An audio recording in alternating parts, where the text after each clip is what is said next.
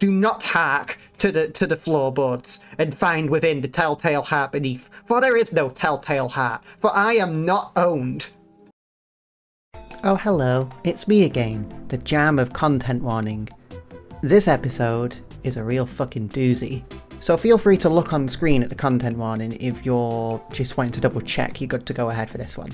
Have a nice time. There shouldn't be any reason for Rena to come over at this hour. The timing also made me feel uneasy, because it was just as I was about to ask Oishi-san about Rena. I wish I could have chalked this up to mere coincidence, but those unsettling words from Mion several days ago echoed back to me.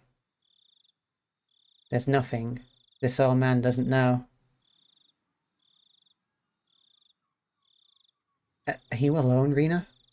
Yeah. It seems that Mion wasn't with her. But that didn't change the situation at all. Why did you come here? Hey, Keiichi-kun. I'd like you to open the door so we can talk. This thing scared the shit out of me in Omori, and it's scaring me here too. Can I come inside, I wonder? It was true that speaking through a chained door wasn't the right way to talk to a classmate. But at my house, the chain has to be on at night. Don't worry about it. Then it can't be helped, I guess. Rena looked at the ground sadly, but she kept smiling at least, and her effort to keep that smile up was quite pitiful. Even though she was tugging at my heartstrings, I didn't lower my guard. As long as I stayed like this, even if it made my heart ache, my life wasn't in danger.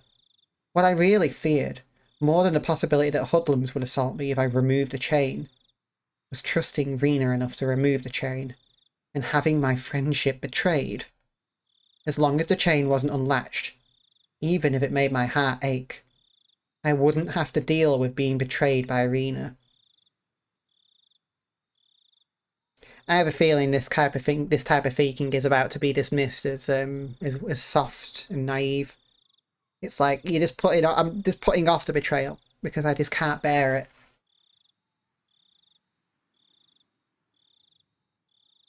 Since it didn't seem like I'd removed the chain from her silent urging, she appeared to give up on trying to get into the entryway. Have you eaten yet, Keiichi-kun? No, I haven't eaten. Since my mum wasn't there, dinner wouldn't be ready no matter how long I waited.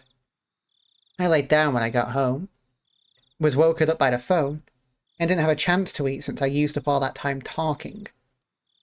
I was going to have cup noodles in any case. I could just eat one whenever I wanted to.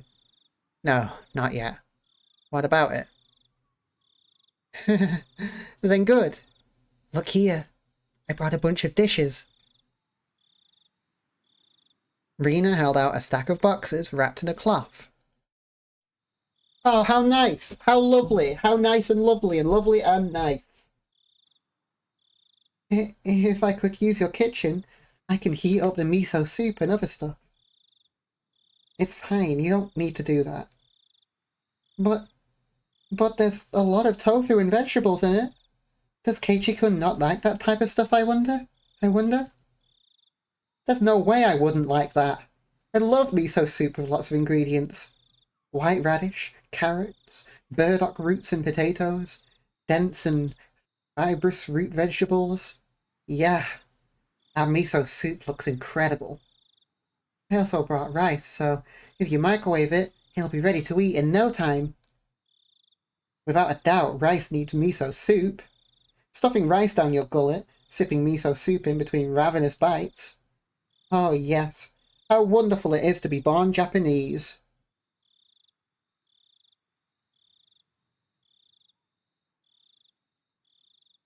I have an inquiry.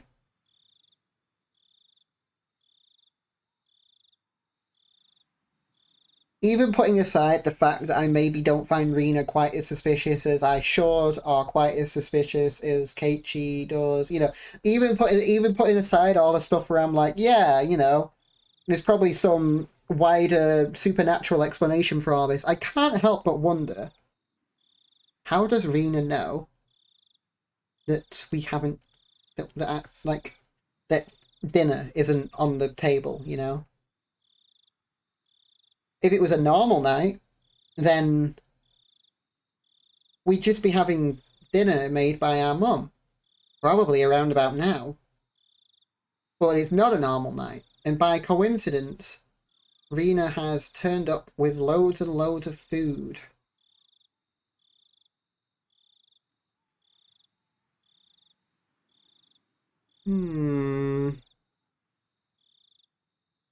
That's a little fucking fishy suspicion. Also, I made some more pickles. I made sansai pickles this time.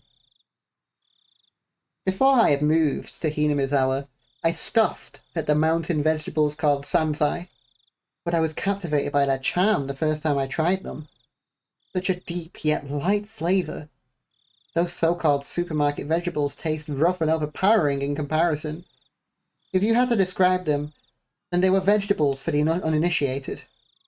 To become an expert such as myself, you first had to partake of sansai. It was common knowledge around here that the Ryugu family's traditional pickles were wonderfully delicious. No matter what kind of pickles they were. It goes so well with that fluffy white rice.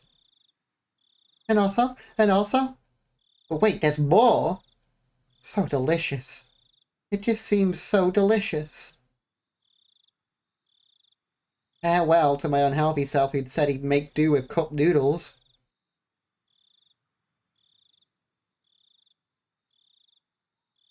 Man, I don't blame you. But this is a real fumble. And if this goes wrong, this is going to be really embarrassing for you, Keiichi. You know the worst thing is, you know what's going to happen? Do you know what is going to happen?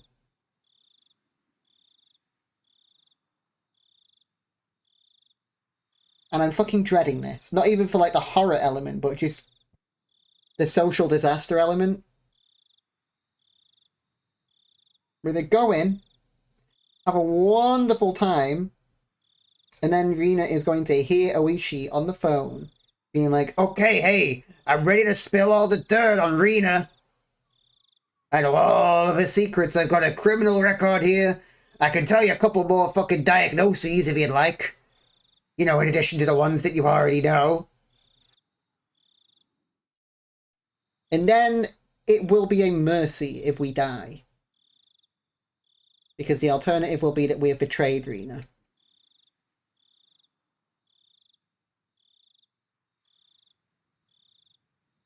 Tragically, I genuinely need to stop. It's 5 o'clock. I need to stop here. I've been recording for 2 hours.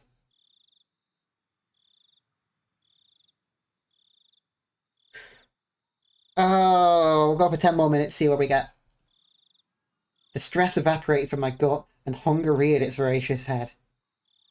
At the same time, my wariness of Rina suddenly dwindled. Rina did say she was alone. It shouldn't be a problem letting her inside. Though the possibility that it was laced with poison still hadn't been ruled out. At that moment, a cold chill ran down my spine once again.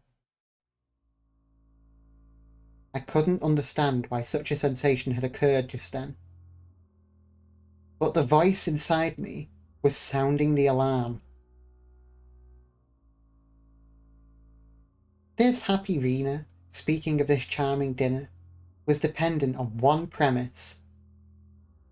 And that premise was that tonight, dinner hadn't been made at my house. Meaning it was under the assumption that my mum, who should be making it, wasn't here. Yep. We picked up on that one. In any normal household, 7 o'clock would be around the middle of dinner time. If my mum were here, we'd be eating dinner around this time as well.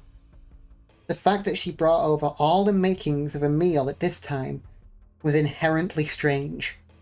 Unless she knew. Rina. Did she? Did she know that my parents weren't home? But there was also the chance that this was a bluff.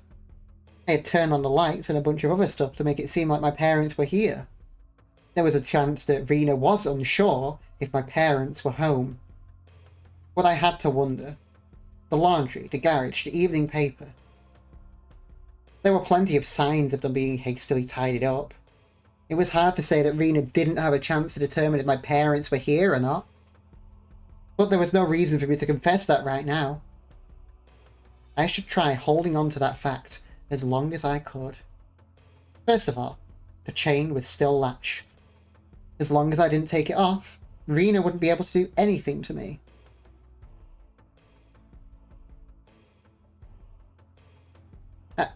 I'm quite grateful, but dinner will be ready soon. Huh? Is that so? Is that so? I know we went through all this effort and everything, but, well, unable to think of a good way to refuse, my words trailed off weakly. But some of this could work as side dishes, I think. I'm sorry, we have more than enough already. My mum always makes quite a few sides. So... Huh. You have side dishes? With a smile that bordered on a cringe, I dodged her questions apologetically. But the feeling I tried to ignore began creeping up my back again. I spoke as if Mum was setting down dinner right now.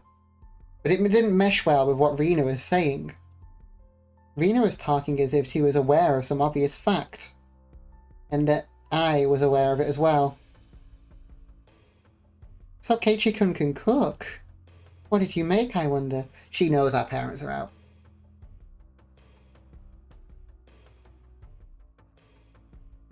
I mean, there could be a logical, reasonable explanation for this.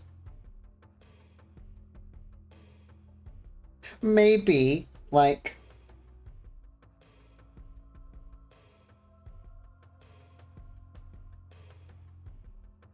Maybe our mum was like, hey, Rena,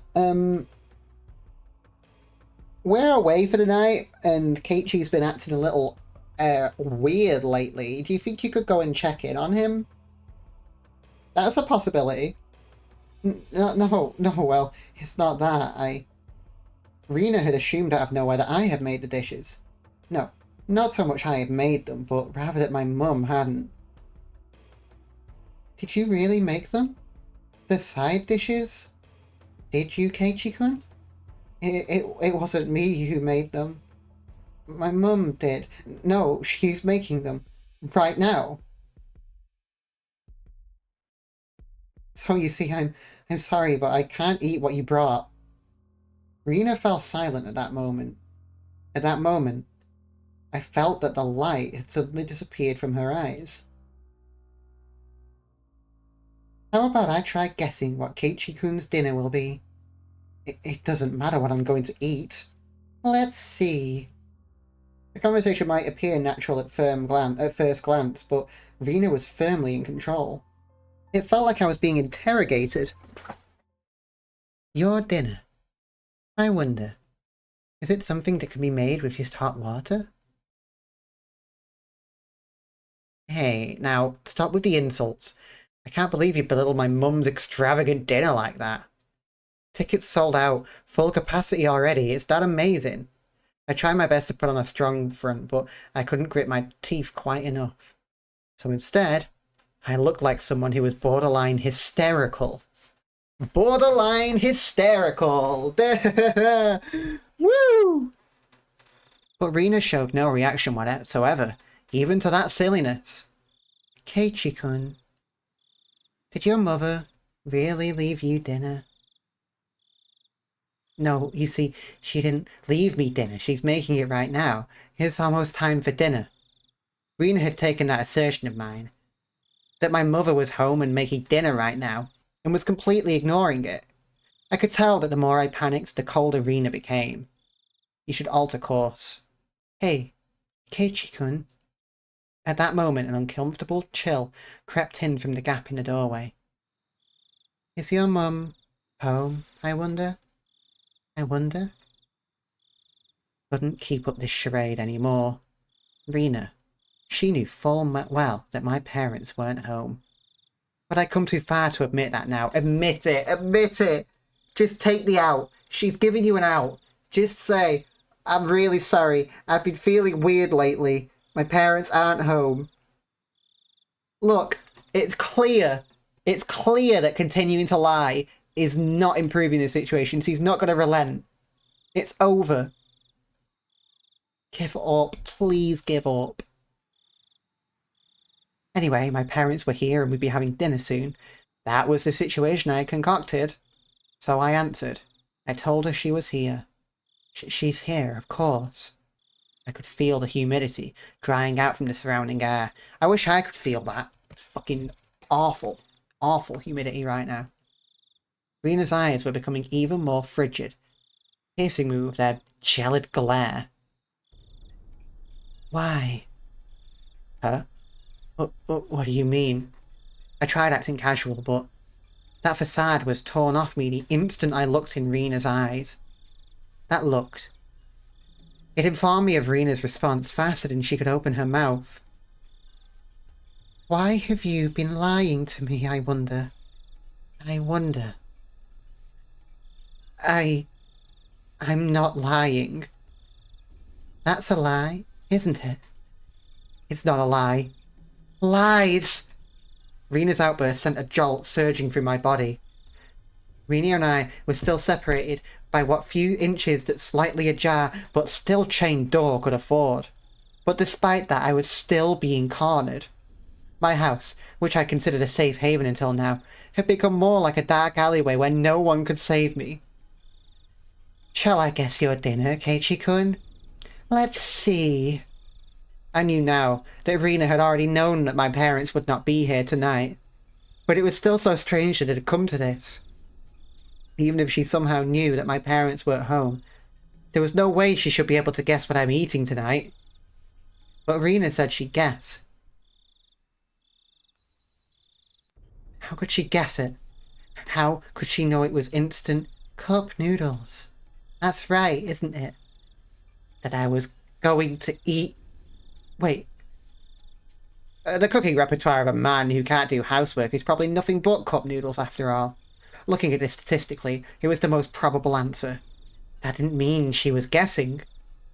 I don't think you'll be full with just noodles.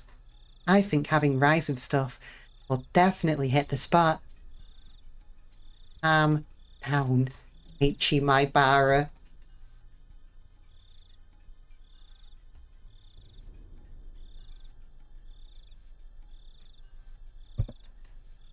Oh my god. This was just coincidence.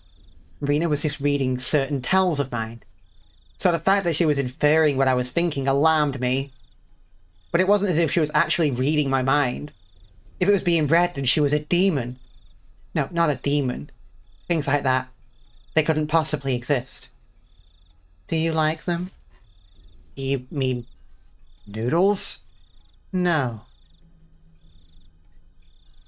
What? 7 letters.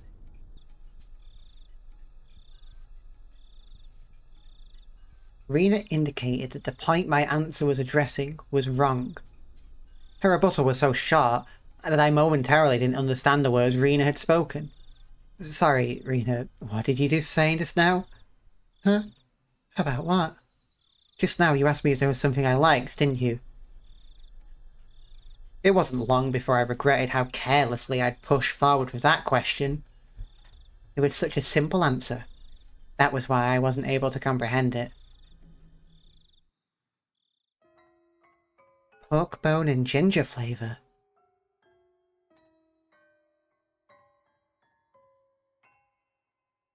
Oh man.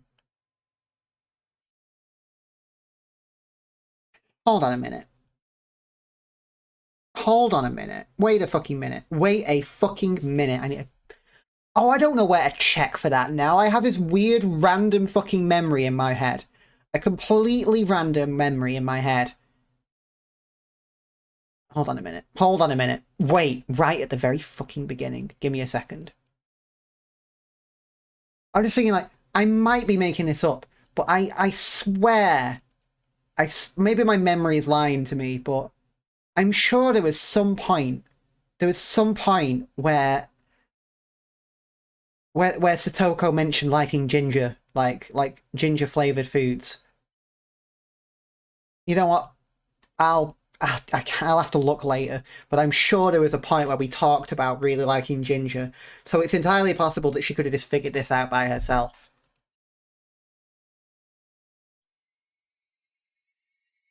I wondered how I appeared in the moments my mind went completely blank until the moment I was able to recover. As my field of view began to distort, slowly swirling in a counterclockwise direction, I lost all sense of balance. Why do you know that? I didn't even deny it. That was the type of frenzied state I was in. How could Rena know even this? Not even caring, as I mashed my head against the door, I fixated my gaze on Rena, but she didn't even flinch when she saw me do that. I certainly did buy them. I brought a bunch at once. I brought a whole case. How could you know that? Why, I wonder. Quite strange, isn't it? Isn't it? How could you dodge the question at a time like this? The chain in the door was suddenly no longer protecting me. How do you know? Why do you know? Answer me! You bought them at 7th, Matt, didn't you? A shiver ran up my spine. I tried covering up with an angry facade. Like I said, why do you know that? I was behind you, following you the whole time. Okay, maybe I can't explain it anymore. What are you saying? I couldn't understand why she was saying she'd been following me all this time. That's because I was right behind Eiichi-kun's back the whole time. Like that night. That night I was absorbed in my phone conversation with Oishi-san. I didn't even sense her being there. Standing behind the door, behind me, standing there, just like that. When Keiichi-kun was picking out the noodles, I was watching the entire time. You picked out so many different flavors, didn't you? Then your mum got angry. If you were going to pick the expensive ones, then you should just pick one type, she said. Then you picked out that big box of pork bone and ginger flavor that you love so much, didn't you? I like it too. Pork bone noodles. But I could never eat a whole big bowl myself. My brain was paralyzed, dulling my senses.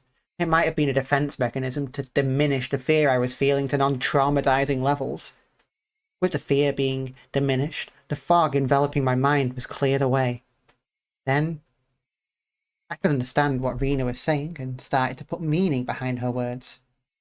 Even so, my fear hadn't subsided completely.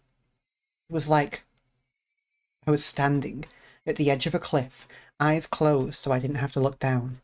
I didn't actually solve any of the basic problems. I slowly took a step backwards. And as I withdrew, Rena advanced. It's okay, she could. Can you open this? We can eat dinner together.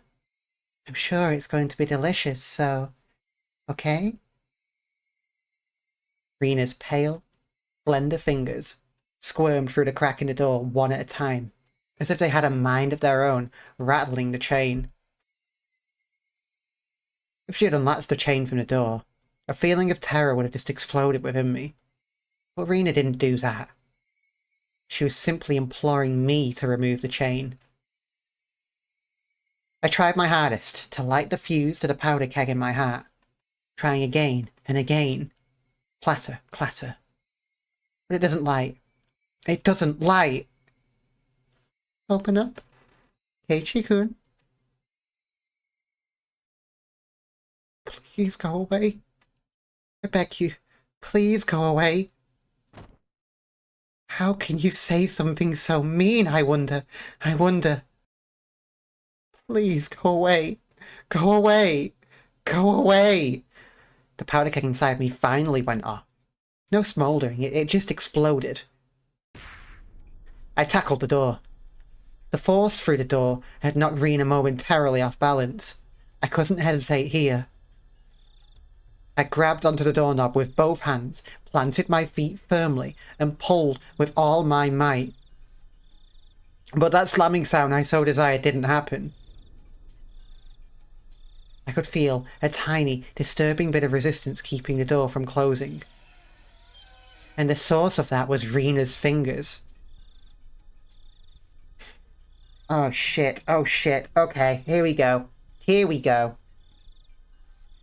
On the fucking off chance that we are hallucinating right now, we're just breaking some girl's fingers.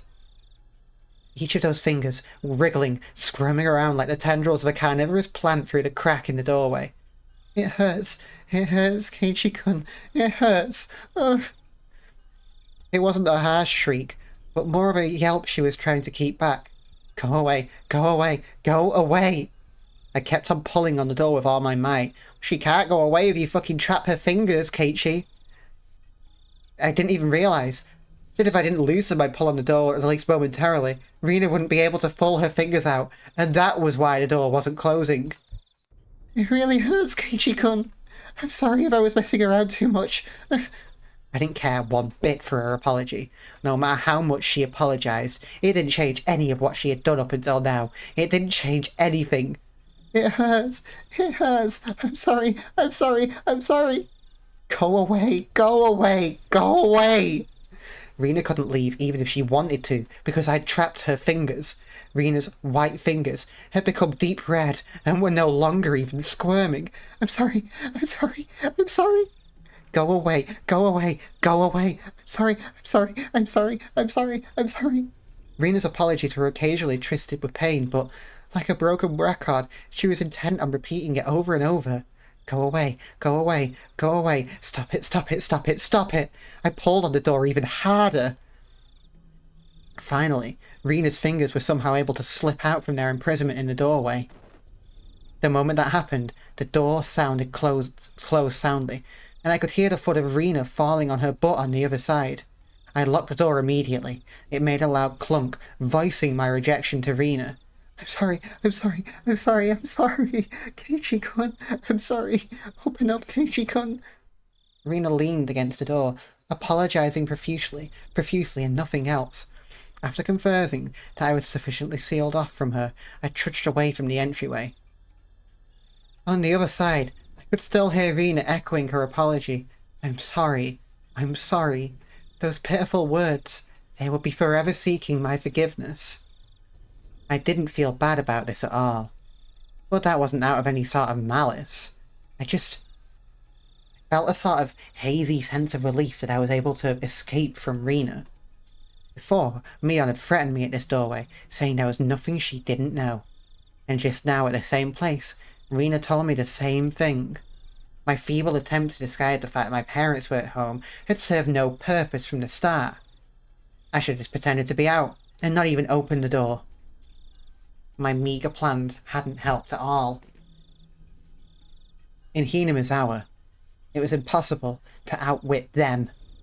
Even though I was on the other side of the door, I wanted to get as far away from Rina as possible. One step, 2 steps. With each one, her snivelling apologies became more distant.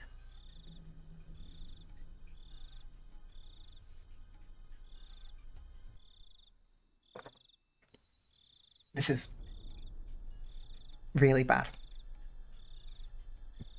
This is so bad.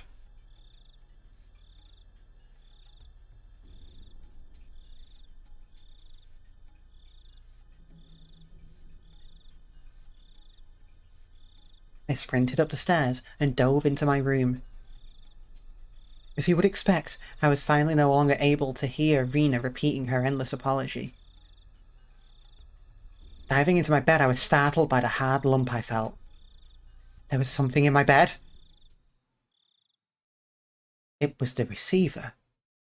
I finally remembered. I was in the middle of a call with Oishi-san.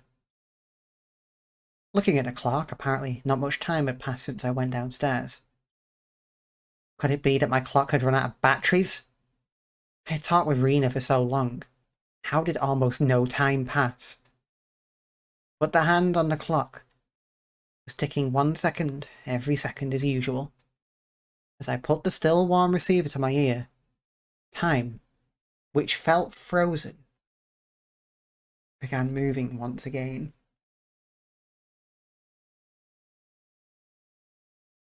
Time freezes a lot at the moment, doesn't it? Hello? Luigi-san? Sorry to keep you waiting. No, not at all. I didn't wait that long. It became apparent that the amount of time that had passed between myself and Oishi-san was different. Over the phone, I could hear an energetic voice from a sports program or something. It drove home just how far away Oishi-san really was. Rina came just now. Oh, did she come to play? I wasn't confident that I could coherently explain the situation to Oishi-san. I didn't need to right now. Right now I needed to know about Rina. That's right. I was planning to ask Oishi-san more about Rina, but Rina's little visit had interrupted the conversation. What was true and what was false, I couldn't tell. The one thing I knew was the single grim reality that Rina was suspicious. Things are fucking irreversible now. If we are indeed hallucinating, we just fucking trapped some poor girl's fingers in the door. But how would she know about the noodles, I guess? How would she know about the conversation, I guess? I don't know. It's all blurring and nothing makes sense. I need to stop here now. Unfortunately, I'm really sorry if it winds up being a bad time to stop. I just found out that dinner's not going to be for at least another hour, so let's fucking just keep going. Let's see if we can finish this chapter. Come on, we're nearly there. Okay, so we just crushed Rina's fingers in the door. Big win. Sorry, I'm sorry. And it will, now we're asking to find out more about her. I might be able to figure something out if I asked Oishi-san about her. Up until now, I had regretted it whenever I forced myself to ask about things that I was better off not knowing. But, looking at it that way, you could say I'd hit rock bottom. There was no possible way I could feel any more regret than I did right now. You always say this, and you are always humbled. You are always humbled. You will feel more regret. No, rather. I wanted to know if there was anything beyond this I would regret more. Forget about tomorrow. Well, it wasn't out of the realm of possibility for something to happen tonight. I wanted to know everything I could. I was absolutely not going to die like this. Not without knowing anything. I definitely won't. You gotten Rina Ryugu-san? I did a bit of digging. Yeah, well, it wasn't much. I understood that Oishi-san was talking in circles. A bit meant I dug so deep it'd be hard to discuss with you, since you're her friend. I want to know everything from your research. I don't think you'll be very interested in what I have to say, though. Oishi-san. I spoke as calmly as possible to Oishi-san, who was continuing to avoid the issue. And then I said it. I think Rina Ryugu is suspicious. Even if the past incidents were from Oyashiro-sama's curse, Rina Ryugu is involved. Do you have some sort of proof that makes you believe Rina-san is suspicious? The manner in which Oishi-san spoke became very firm. Do you have some sort of proof? That was him talking as a detective. I only have circumstantial evidence. I see. I could tell even over the phone how disappointed Oishi-san was. Pulling on the fishing line when he felt a bite, only to reel in the bait. Disappointed, but ready to cast a line once more. That's how it seemed. Oishi-san, you can't do anything without physical proof, can you? What I meant was, you can't come in to save me without proof. I stuck that barb in there. As Oishi-san loved roundabout ways of saying things, he understood me just fine. It's fine, Maibara-san. I'll protect you. That was not the least bit reassuring. Oishi-san was just using me to continue his investigation. I was just going to get killed, and my corpse would be an important piece of evidence. That was all I was to him. Whether I'm alive or dead may be of no concern to your investigation, but it's all over for me when I die. Oishi-san went silent on the other end of the line. That may have been too blunt, but I didn't care. All I needed to relay to Oishi-san was that I was currently in a very dangerous position. So please, tell me. Tell me about Rina. Satoshi transferred out. Not too far in the future, I'll probably also do what Rina called transferring out as well. But you won't be able to find my corpse. You haven't even been able to find Satoshi's body yet. Alright, my Bara-san, please calm down. I was already suppressing my agitation, even without Oishi-san having to tell me. It wouldn't solve anything if I continued to scream about my mistrust in the police. Might as well, though. It would seem that I could only depend on myself, and the bat Satoshi left behind to protect myself.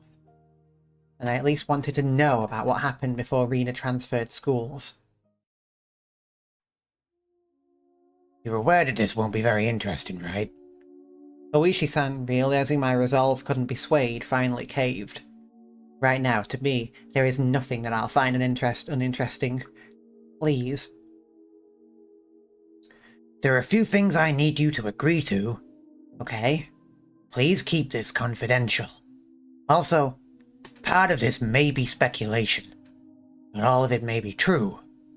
Are you still interested? It might not be true. I don't understand what you mean. There isn't one main investigation for the mysterious chains of deaths in Hinamizawa. Each one is treated as its own individual case. Thus, Rina Ryugu has never been linked to any of the investigations. Basically, you see, this isn't an investigation of Rina done by the police, and it's a personal inquiry, is what you're telling me. This'll make things a lot quicker since you understand. All of it is from either phone calls or meetings and interviews, so they aren't corroborated. I'm asking you to take this all with a grain of salt, is what I mean. Do we have an agreement? All of it is just from what you heard? Yes, my apologies. It's all my personal investigation, you see. That thing. Before you said you saw Rina's chart, didn't you? I'm sure I heard you say that. Oishi-san paused for a moment on the other end of the line. I told you that too. Please, pretend you didn't hear anything about that. I didn't care about Oishi-san having certain obligations and responsibilities. I also didn't care if there was no proof. Even if they were just rumours, there's no smoke without fire after all. Please tell me, Oishi-san. Understood. Oishi-san finally opened those tight lips of his. It seemed that Rina lived in Hinamizawa a long time ago. She had moved to Ibaraki Prefecture just before starting elementary school. Then following that, right after transferring, the unfortunate incident with the breaking of the school windows happened. Then Rina confided to the doctor. It was Oyashiro-sama. This was everything I knew. There isn't much difference between what I know and what you know, my Bara-san. And what part did you investigate further? I didn't need to ask. It was the incident right before she transferred back to Hinamizawa. The incident Rina was responsible for, and what she divulged to the doctor afterwards. Correct? Oh, this is so fucking slimy that we're looking into this and asking for more info. This is so fucking greasy and horrible.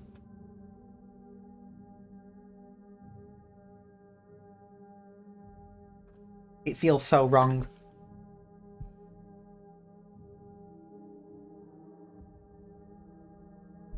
Yes.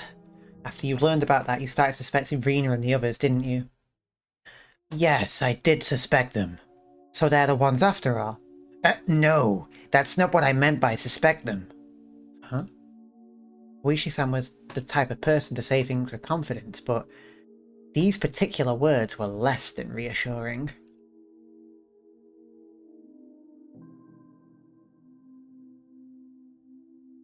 Then who did you suspect?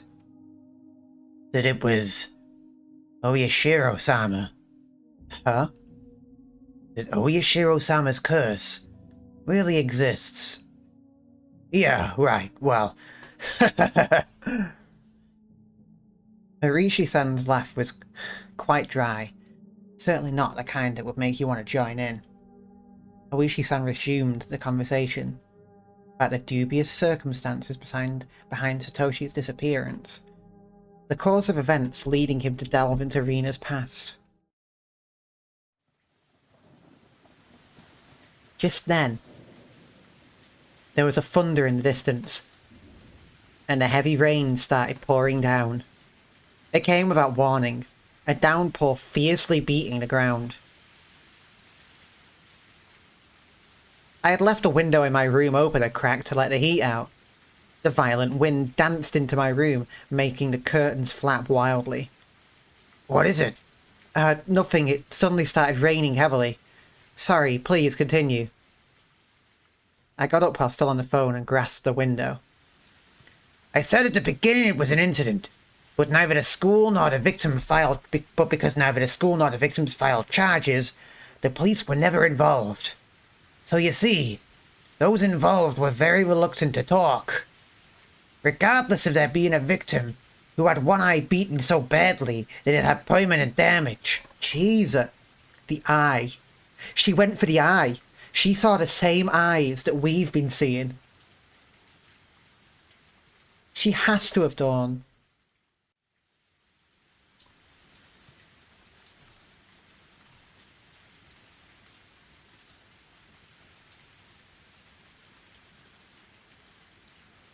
It could have been the school or possibly some individual who made arrangements to keep this from going public.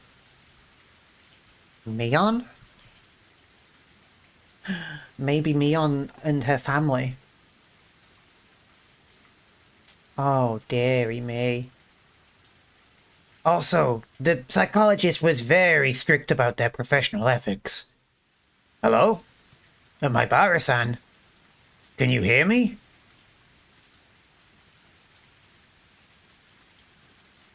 There was the figure of a person standing by the light near the mailbox this whole time. Even in this torrential rain, they didn't have an umbrella.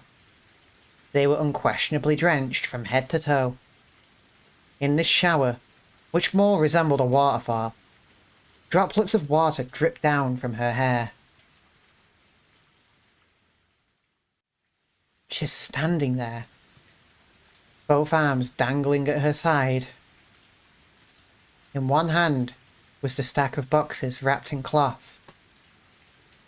Her eyes focused on my room, focused on me as I was about to close the window. Her mouth was methodically repeating a chewing motion.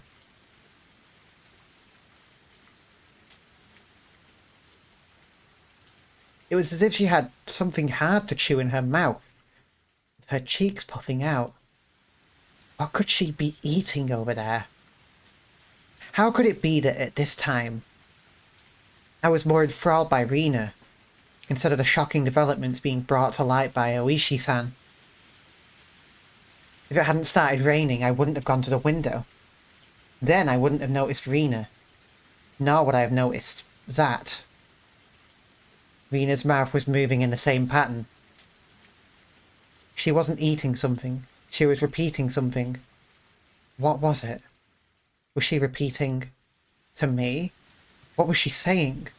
And why was I right up against the window, fixated on her? Hello? My Bara-san. Can you hear me? Hello? I'm sorry. Huh? My Bara-san? I'm sorry. I'm sorry. I'm sorry. I'm sorry. I'm sorry. I'm sorry. I'm sorry. Hello? My Bara-san? What's the matter? Even in this torrential downpour, Rina was still apologizing. The other self inside me drew the curtain hastily with my right hand, blocking my view of the outside. But even doing that, Rena's relentless apologies still reach my ears. I'm sorry. I'm sorry. I'm sorry. I'm sorry. If I forgive you for this, will you forgive me for that? Please stop. Please stop. Please stop. Please stop. I'm sorry. I'm sorry. I'm sorry. I'm sorry. I'm sorry. I'm sorry. I'm sorry. I'm sorry. Damn it.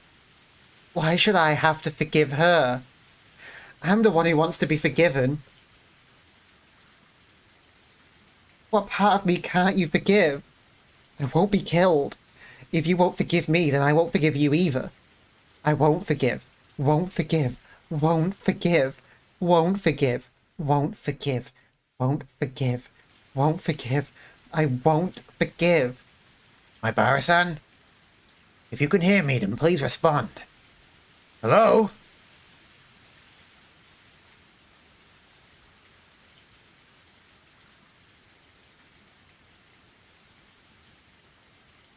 Fuck. Oh my god. Well. Tips. We have tips. We have tips. We gotta read the tips. Oh my god. I don't have time to think yet. I just have to read the tips.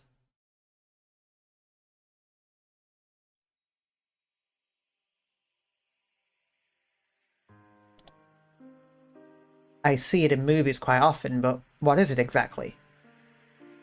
Multiple personalities are thought to be escapism. Multiple personality disorder is a form of escape? Okay.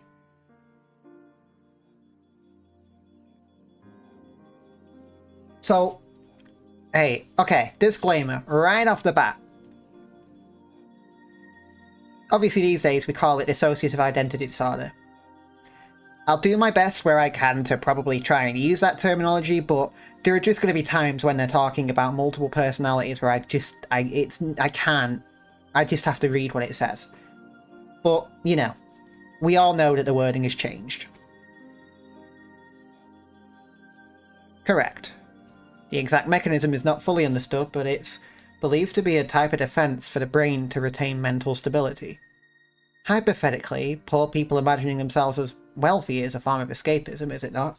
Is this also a form of multiple personality disorder? I wouldn't go that far, but broadly speaking, one could infer that. It's something that occurs in us all.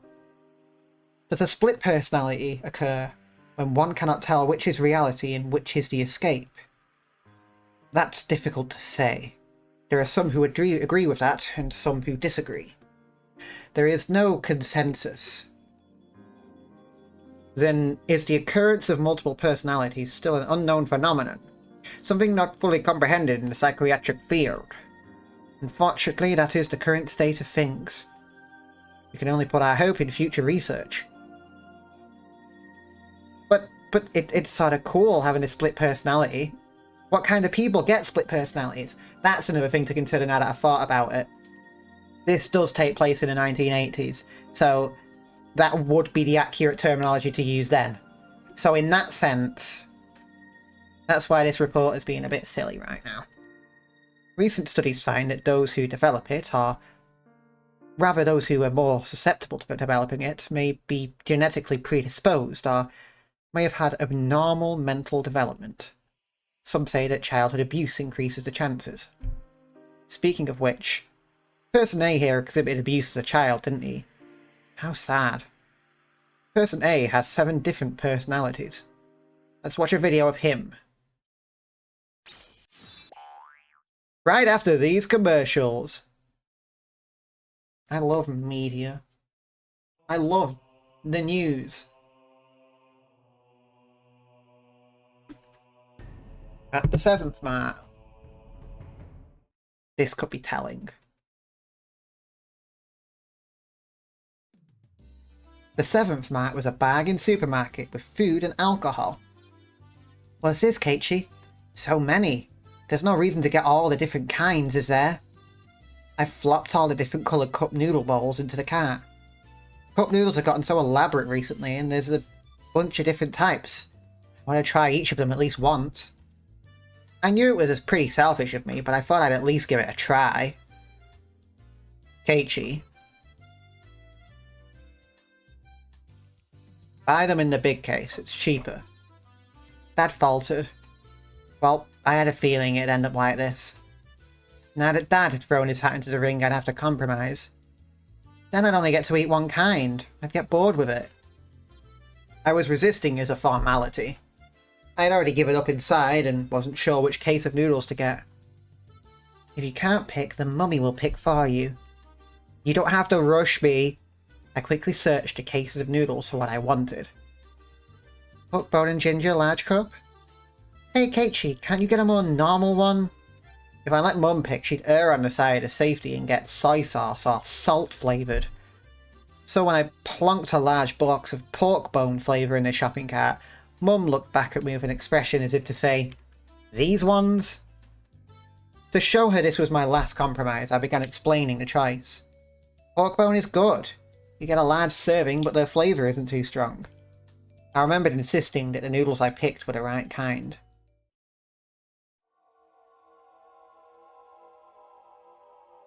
In this frozen memory in time, this encapsulated world, I didn't have the power to look around my surroundings. So I did what I could and reached out with my hearing and vision, sharpening my senses to find the presence I overlooked. No matter how much I searched through my field of vision, I couldn't see Rena. I rewound the situation, searching, but of course I couldn't find her. Then, was she spying at me from my blind spot? I go through the sound and presences again, looking. I could sense the other customers. They were all mixed about, moving as they please. There was nobody looking over this way, and no one trying to get behind me. Not here. Couldn't be here. Probably wasn't here. I would definitely notice if someone were right behind me, even when I wasn't on my guard. I smiled wryly at the thought of using a vague word like probably before contradicting it with definitely. Then I paused my mental replay as a chill ran down my spine. There was definitely a presence like a shadow behind me. That was a terror unlike any other. If a presence really had manifested behind me, I would definitely turned around to check for it. But the world had moved on, and there was no way for me to turn around. While carrying that frightening shadow on my back, I was gleefully running around the store, searching for a case of noodles. Running through the instant noodle section, bad-mouthing my mum. But there was that presence constantly at my back, sticking to me like a shadow. No way to see what it was. Realizing it now after the fact was horrifying and repulsive. In that moment of time, I was running around gleefully, carrying that cardboard box. Tip-tap. But listening to that moment again, I could hear footsteps other than mine going pit-pat with every step. Tip-tap, tip-tap, tip-tap. Pit-pat, pit-pat, pit-pat. Tip-tap, tip-tap. Pit-pat, pit-pat. Tip-tap, tip-tap. Pit-pat, pit-pat. While I was running, the sounds of those barefoot footsteps going pit-pat were right behind mine. Me running around gleefully in that closed-off moment of time. But I didn't hear it. No, I heard it. That's why I remembered it. I didn't think I had heard anything. That's why I didn't turn around. That is why I didn't turn around. In that moment, the pit-pat of those footsteps were following me the entire time. I couldn't run faster and escape. I couldn't run any faster than I had ran at that time. I couldn't turn around. I hadn't turned around before. Not once.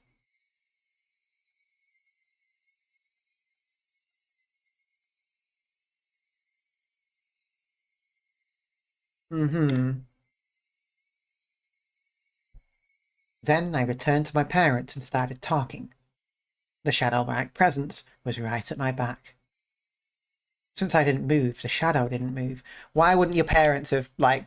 If the shadow was right at your back, your parents would have seen her.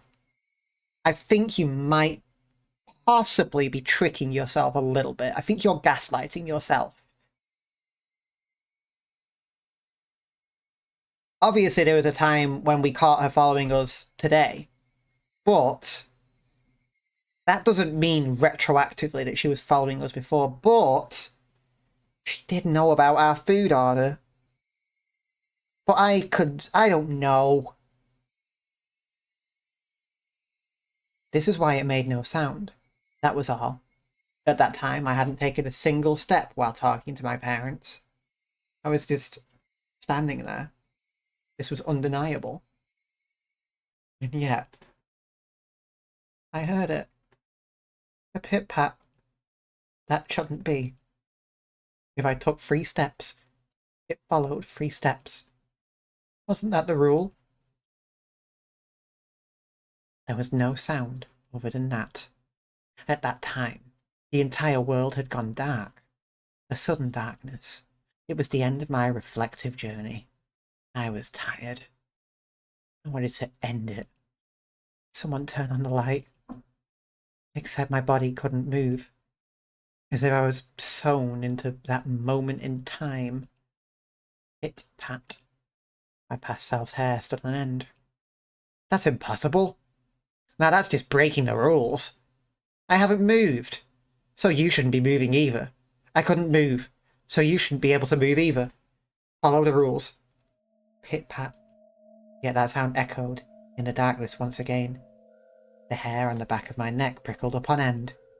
It was so close that it was hard to tell whether it was touching the hair or not. Why couldn't I move, like how the presence was moving behind me? I quickly realised I could move. It's just that I was scared and didn't want to. But now was the only time I could turn around. It was something unforgivable in this moment in time, but I needed to turn around immediately. As if my entire being was trying to force me to stop, it began to administer a pain like a needle being stuck into my every pore. I'll turn around. I'll turn around. I'm not scared at all. I'll turn around.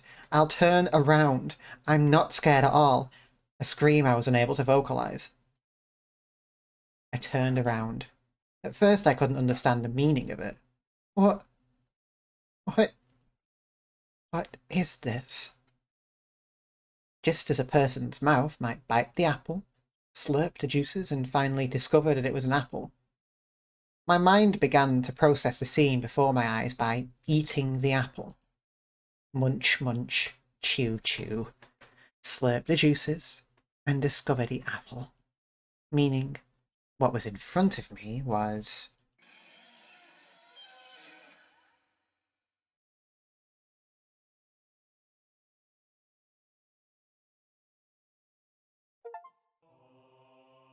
Oh! We don't know. We simply don't know.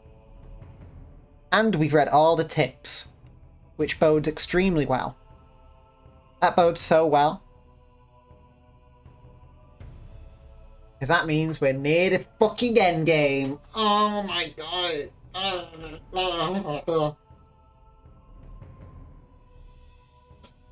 And I think I might know. Oh no. This is so fucked up.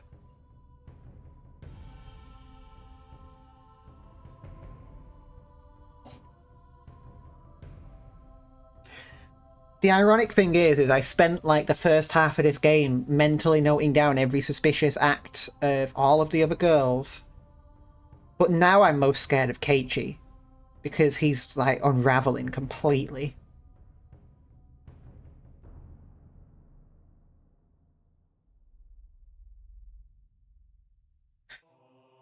Well,